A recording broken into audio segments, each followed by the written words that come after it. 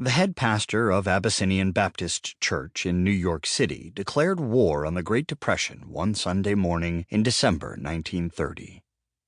More than a quarter of the people in this predominantly black Harlem neighborhood were unemployed, and it sickened him to see such despair.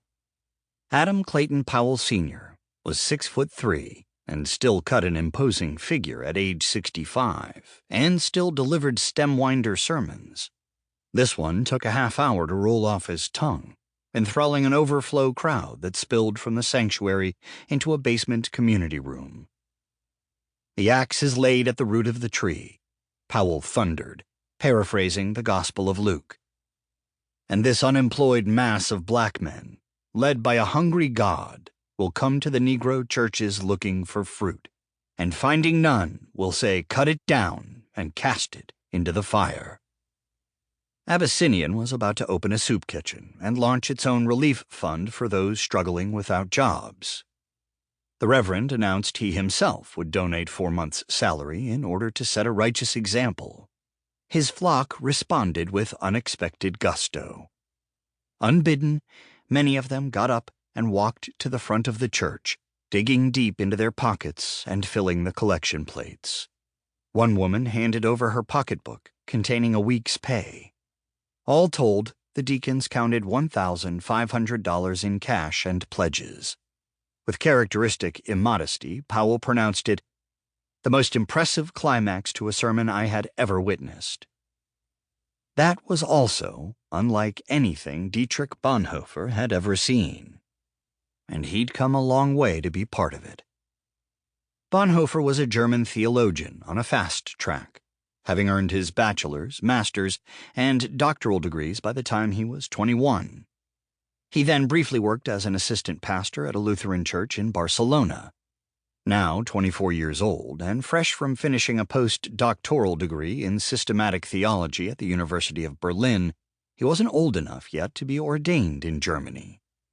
While biding his time, he accepted a 2-semester fellowship at New York's Union Theological Seminary, a cradle of progressive Christian scholarship. In September, Bonhoeffer had sailed west to America on a ship named Columbus. Union Theological Seminary abutted the campus of Columbia University, 2 miles and several income tax brackets from Abyssinian Baptist Church. Rather than attend nearby Riverside Church, a soaring neo-Gothic replica of France's Chartres Cathedral paid for in part by Moneybags parishioner John D. Rockefeller, Bonhoeffer chose to hike over to West 138th Street, to Abyssinian Baptist. Franklin Fisher, a black Union theological seminarian from Alabama, suggested he come take a look. Bonhoeffer not only wound up worshiping there, but also hit it off with the Reverend Powell, and was soon teaching Sunday school, making pastoral home visits, and leading a weekly women's Bible study group. He considered this personal acquaintance with Negroes as valuable a learning experience as any of his seminary classes. Powell didn't find religion until his late 20s. As a boy, Bonhoeffer already knew he wanted to be a minister. At 15, he was studying Hebrew, Greek, Latin, and French. His siblings teased him about his career choice, saying organized religion was dull and antiquated. Dietrich replied, "In that case, I shall reform it." He wasn't joking.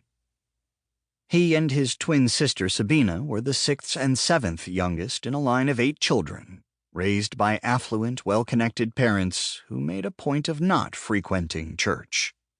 Karl Bonhoeffer was chairman of the Department of Psychiatry and Neurology at Charité Hospital, the largest teaching hospital in Berlin, a traditionalist who wanted nothing to do with Sigmund Freud and his psychoanalytic bunkum. Paula Bonhoeffer, a college graduate, homeschooled all her children for their first few formative years. "Germans have their backbones broken twice in life," she often said. First in the schools, secondly in the military.